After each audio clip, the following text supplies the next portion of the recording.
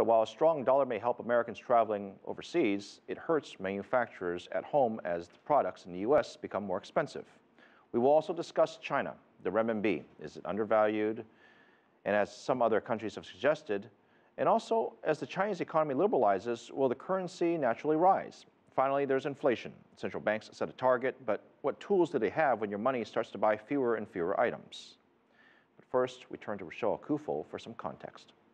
Thank you, Phil. Well, the currencies we use in our everyday lives tend to be the ones we use at home, in our home countries, and the ones we use to do business.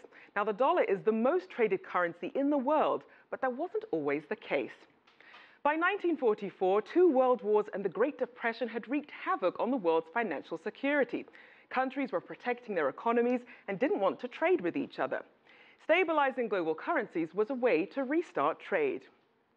Well, that's when delegates from 44 countries descended on a remote hotel in the U.S. state of New Hampshire to come up with a solution. When the Bretton Woods meeting took place that summer, most currencies were pegged to the price of gold, known as the gold standard. And that helped countries track the value of currencies around the world. Well, British economist John Maynard Keynes wanted each country to hold on to their own currency, but use a single global currency for trading purposes. American economist Harry Dexter White pushed for that currency to be the US dollar. Now, both economists battled it out during the meetings, and they dragged on for several stressful weeks. The term gold convertible currency was used as a stand-in term until a trading currency was agreed upon. And the currency settled on the US dollar, giving White what he wanted without Keynes' input.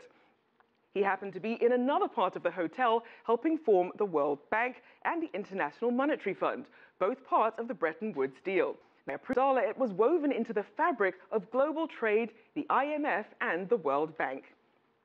Well, Keynes didn't realize the change had been made until he was already back in England, and he was furious.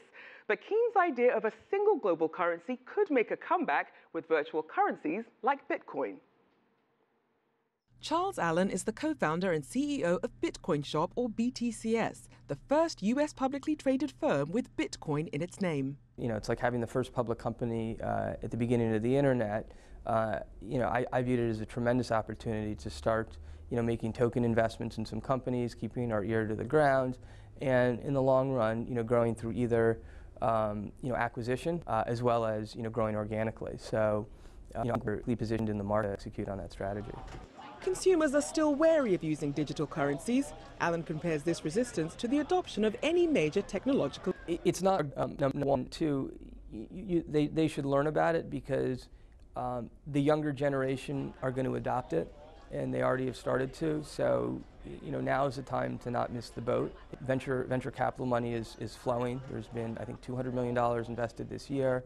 And VCs are going to kind of demand a higher bar. They're going to expect companies to act in a different way.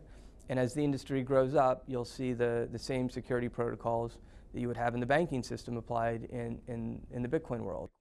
As Bitcoin infrastructure develops, strategic partnerships are key. BTCS is an investor in Bitcoin ATM company Coin Outlet. These ATMs are not operational yet, but could soon be part of the expanding cashless ecosystem.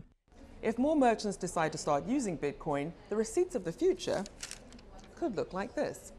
You could take your smartphone with your QR reader with your Bit wallet in it, scan to pay your bill, and then scan to pay your tip.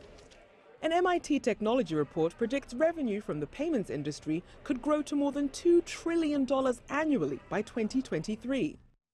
As larger tech firms like Apple, Alibaba, and Facebook increase their presence in the cashless ecosystem, this could help expand the Bitcoin infrastructure, or rival it. Well, as you can see, there could be lots of changes ahead when it comes to our cash.